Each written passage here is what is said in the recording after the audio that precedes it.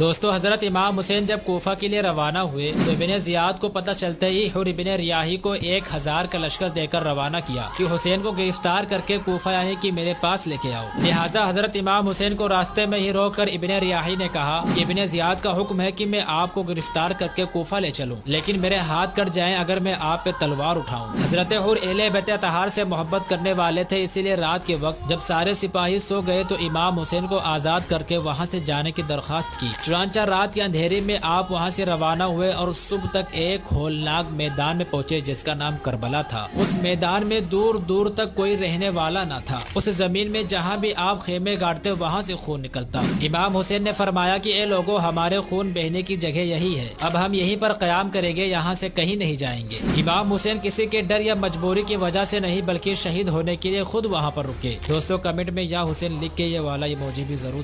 دوستو حضرت امام حسین جب کوفہ کے لیے روانہ ہوئے تو ابن زیاد کو پتہ چلتے ہی حر ابن ریاحی کو 1000 کا لشکر دے کر روانہ کیا کہ حسین کو گرفتار کر کے کوفہ یعنی کہ میرے پاس لے کے آؤ۔ لہٰذا حضرت امام حسین کو راستے میں ہی روک کر ابن ریاحی نے کہا کہ ابن زیاد کا حکم ہے کہ میں آپ کو گرفتار کر کے کوفہ لے چلوں، لیکن میرے ہاتھ کٹ جائیں اگر میں آپ پہ تلوار اٹھاؤں۔ حضرت حر اہل بیت اطہار سے محبت کرنے والے تھے، اسی لیے رات کے وقت جب سارے سپاہی سو گئے تو امام حسین کو آزاد کر کے وہاں سے جانے کی درخواست کی۔ چنانچہ رات کے اندھیرے میں آپ وہاں سے روانہ ہوئے اور صبح تک ایک ہولناک میدان میں پہنچے جس کا نام کربلا تھا۔ اس میدان میں دور دور تک کوئی رہنے والا نہ تھا۔ اس زمین میں جہاں بھی آپ خیمے گاڑتے وہاں سے خون نکلتا۔ امام حسین نے فرمایا کہ اے لوگو، ہمارے خون بہنے کی جگہ یہی ہے، اب ہم یہیں پر قیام کریں گے، یہاں سے کہیں نہیں جائیں گے۔ امام حسین کسی کے ڈر یا مجبوری کی وجہ سے نہیں بلکہ شہید ہونے کے لیے خود وہاں پر